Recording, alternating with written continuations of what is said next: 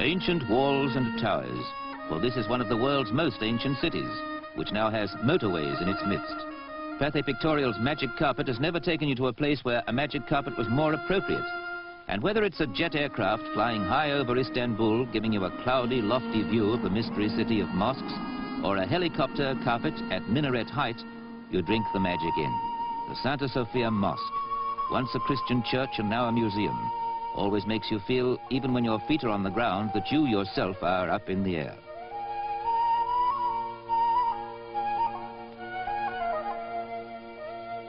The Golden Horn and the Galata Bridge, where at ferryboat level, they say, you'll meet everyone in the world who deserves to be called a human being, which seems unfair because here it's a man's world.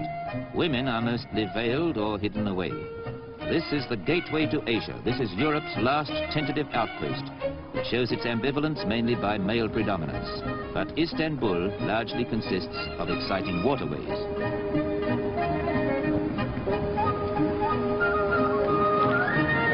This Galata Bridge is Istanbul. People and mystery and manual labor.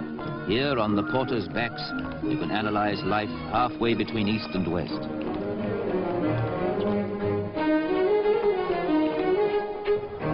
You'll learn the secret of this strange place as readily from the pelican as you will from its mysterious but most hospitable inhabitants. Halfway house life, Europe and Asia. And a really lovely thing, sweet, fresh fish.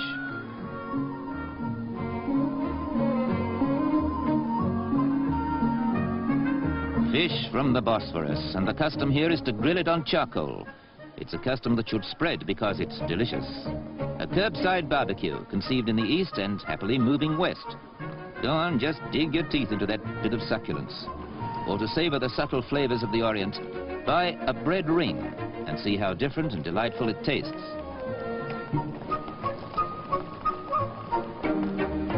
If you're anybody here, you have your shoes shined. They're dusty in 10 minutes' time, but you do it because you're floating on air most of the time in a city that's a million different places, itself split between two continents with only ferry boats threading it across that narrow, exciting waterway that divides us from Asia and dramatically links Russia and the Black Sea with the Mediterranean and the world at large. This waterway, among other things, is a city street with local transport.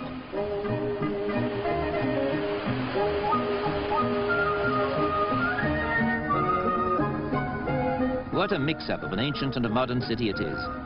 What a smoky beacon at the crossroads of east and west and north and south. What a fascinating series of contradictions and enigmas. Mosques like this crumbled here in earthquakes, and wooden houses were built by Sultan's command to resist such destruction. From on high you can see the hybrid results because some huddled streets survived, while fire in turn cleared acres of wooden buildings for these bold new concepts. Istanbul is a patchwork quilt on the shores of a waterway even more fascinating than it is itself.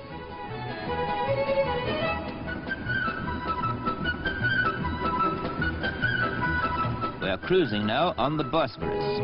The Dolmabahce Palace, the summer residence of generations of proud sultans, but more particularly the last view you'll get of the continent that cradled civilization, because half a mile across the water, it is Europe no more.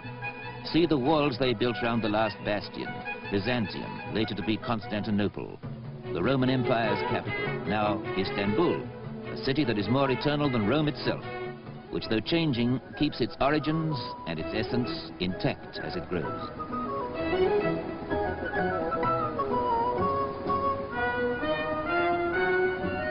This is all part and parcel of Istanbul, perhaps the loveliest and certainly the laziest part. For Istanbul has now stretched out to occupy the whole 17-mile length of this fisherman's paradise. And look, those fish are still alive.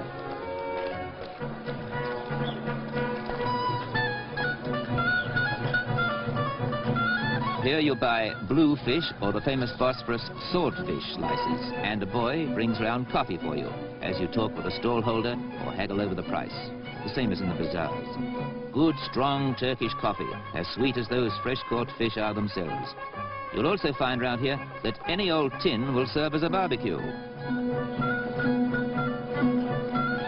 This scene could be on the Cornish coast or somewhere remote.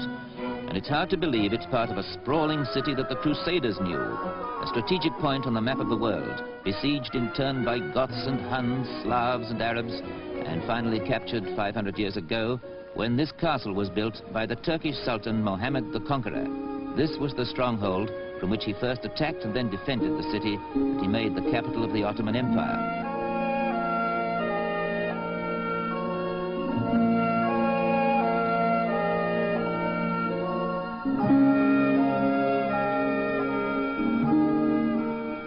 You keep thinking this narrow sea is a river, forgetting it's the frontier between continents, and that the far bank is a land mass stretching to India, Burma, China, and the Pacific Ocean.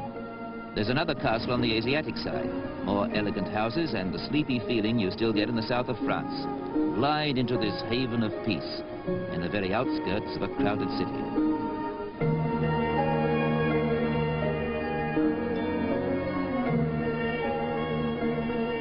At intervals, you will hear the call of prayer to remind you that you're in a land of mosques and minarets. And at intervals, you'll hear the siren of a ship bound for the Black Sea, which is barely 5 miles away. For the rest, you might easily be on the Riviera, with its gay hotels and cafes in the sun. Istanbul and the Bosphorus have all this.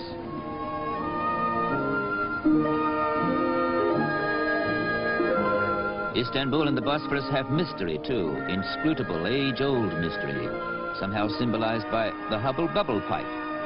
You order one at any restaurant, a glowing charcoal chip perched over the tobacco to keep it alight. You smoke and dream and contemplate, and the smoke is as wispy blue as the Blue Mosque, which, with its 6 minarets, is of all things the essence of this exciting place.